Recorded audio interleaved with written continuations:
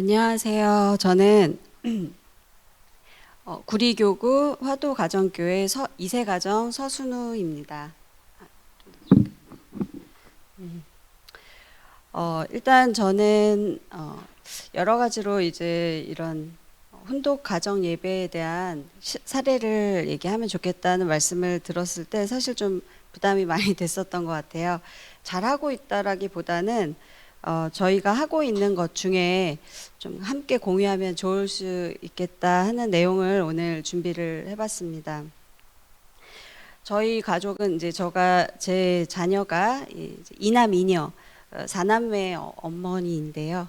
저희 아이들이 많다 보니까 저희 친정 부모님께서 굉장히 지금 사실 참부모님께서는 3대가 함께하는 그런 가족을 많이 말씀하셨었잖아요. 그래서 부모님이 항상 저희 자녀 교육에 관심이 많으셨고 지금도 이제 2014년부터는 본격적으로 손자 손녀 교육, 효교육 해가지고 이렇게 꾸준히 교육을 해주고 계십니다.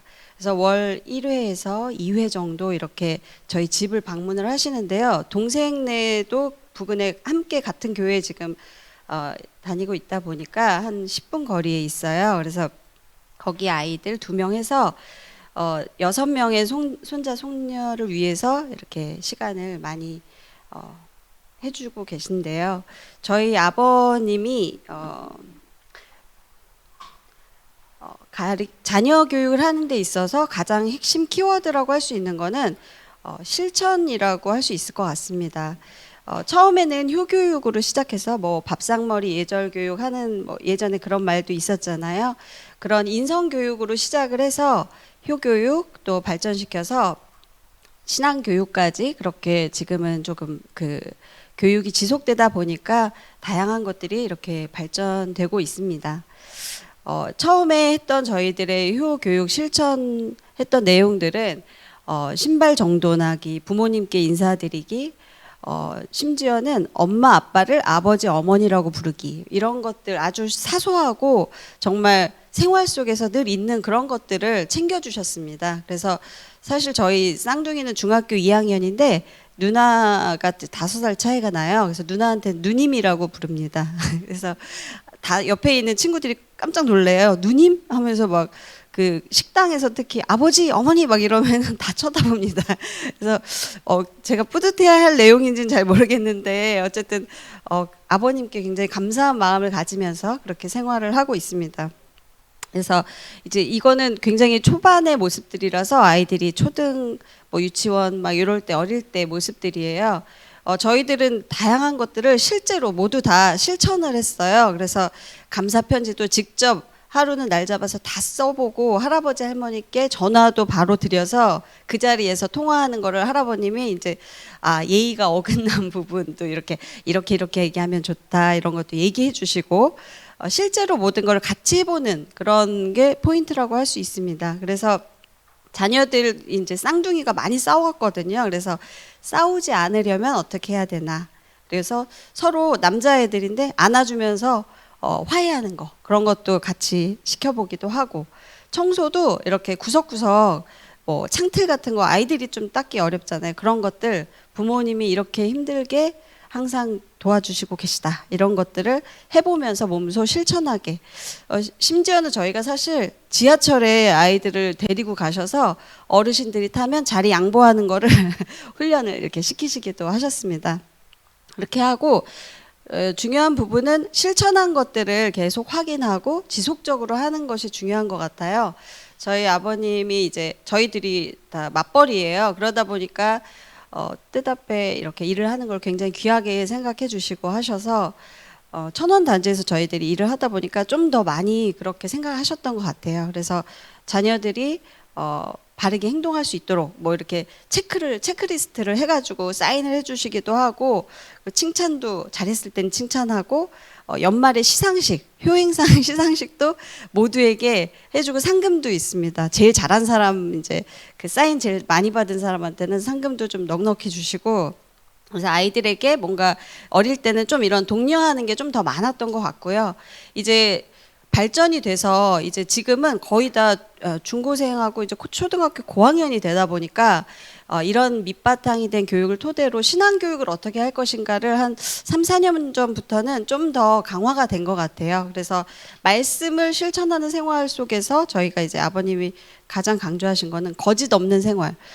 타락은 거짓에서 이제 시작됐다. 이거를 굉장히 강조하시면서 거짓말을 하지 않는 거에 대한 말씀, 천성경 말씀도 읽어주시면서 아이들에게 굉장히 많은 그 거짓 없는 생활, 양심에 따르는 생활, 감사하는 생활 이런 것들을 이제 강조를 해주셨어요. 그래서 반복인 것 같긴 하지만 아이들이 그거에 크게 막 이렇게 이렇게 의문을 갖는다기보다는 어린 자녀들이다 보니까 잘 따랐던 것 같아요. 그리고 이제 오늘 이제 모두에게 저도 그렇고 여러분들에게 소개하고 싶은 것은 바로 하나님께 물어보는 생활인데요. 이것을 아이들에게 어떻게 알려줄 것인가?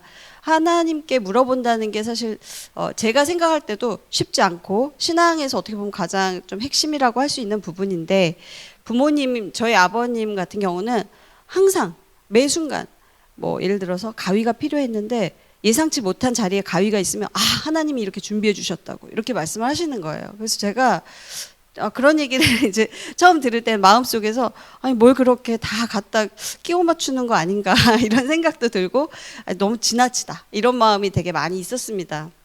근데 이런 얘기를 계속 하시다 보니까 어느샌가 제 마음속에 이 우연이 계속 반복된다는 게 과연 정말 우연이기만 할까? 하늘이 정말 역사가 안 하는 걸까? 라는 의문이 들더라고요.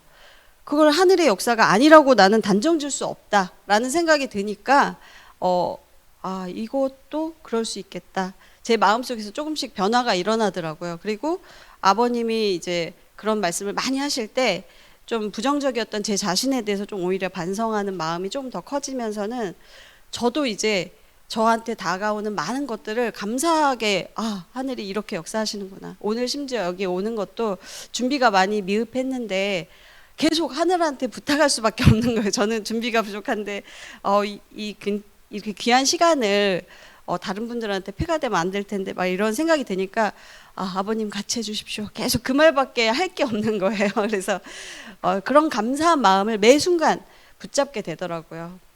그래서 저희 아이들 같은 경우는 어떻게 하냐면 이제 이거는 저희 딸이 막내 지금 5학년 올라가는 딸이 쓴 이제 하나님께 물어보는 노트가 있어요. 저희는 그래서 노트를 써서 할아버님께 이제 검사를 맡아야 되는데 가끔 검사를 하십니다.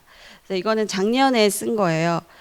오늘은 향이 언니 생일이다. 나는 하나님께 오늘 향이 언니랑 놀 수 있을까요? 라고 물어봤다. 하나님께서는 향이 언니는 너와 놀 수 없을 거다라고 하셨다. 알고 보니 향이 언니가 여행을 간 것이었다. 이렇게 해서 저 되게 의아했어요. 이거는 도대체 어떻게 된 것인가. 그래서 제가 이제 막내한테 물어봤어요. 하나님 목소리가 들리니? 이렇게 물어봤더니 네 들려요 그러더라고요. 그러면서 어떤 소리인데? 그랬더니 청량하고 맑고 그런데 뭐라 그랬지? 좀 이렇게 낮은 음색이래요. 이렇게 떠 있는 음색이 아니라 그래서 어떤 소리가 명확하게 들리는 것처럼 이렇게 이야기를 해줘서 저는 굉장히 저도 또 감동을 받고 물론 이제 그런 것들이 저희 때 중학교 지금 2학년 올라가는 우리 아들이 쓴 것도 하나 읽어드릴게요. 이거는 작년 중학교 1학년 때 하나님께 물어보는 일이 좀 잦아졌습니다. 예전보다. 그래서 하나님께 무엇을 물어봐야 할까요? 라고 했는데 하나님께서 갑자기 약속을 지켜라 라고 하셔서 뭐지? 이런 마음이 들었는데 예전에 약속한 자기 전에 기도하기를 잊고 있었습니다. 앞으로는 자기 전에 진짜로 짧게라도 기도를 하겠습니다. 아이의 반성 내용인데 그런 마음의 소리에 귀 기울일 수 있는 방법을 사실 자녀들에게 어떻게 찾아줄 것인가 이 부분이 참 저는 저 아버님께 이제 항상 감사한 마음으로 있는데요. 저희 큰 아이도 이제 어릴 때부터 그런 것들을 시키셨어요. 그때 제가 큰 아이한테 물어봤더니 이렇게 얘기를 하더라고요. 할아버지가 이거를 한번 하나님께 물어봐라 하면은 조용히 방으로 간대요. 방으로 가서 이제 10분 정도 있다가 나와요. 그래서 무슨 말을 하는데 도저히 어린애가 할 이야기가 아닌 이야기를 자꾸 하는 거예요. 그래서 저는 좀 의아해가지고 예언아, 너는 방에 가서 어떻게 물어보니? 그랬더니 눈을 감고 그 생각을 한대요. 할아버님이 물어본 질문을 집중을 하고 있으면 마음에서 이렇게 갑자기 이렇게 어떤 문장이 탁 생각이 나면 그 첫 번째 문장을 가서 말씀해 드린다고 하더라고요. 그래서 그것이 바로 내 마음에 함께 하고 계시는 하나님의 메시지가 아닌가, 그렇게 저희들은 생각하고 자녀들을 교육하고 있습니다. 그래서 저도 매 순간 이렇게 하나님께 부탁하고 또 함께하고 계심에 감사드리고 하면서 순간순간 살아있는 하나님을 느낄 때만이 저희 신앙이 좀 성장할 수 있지 않을까.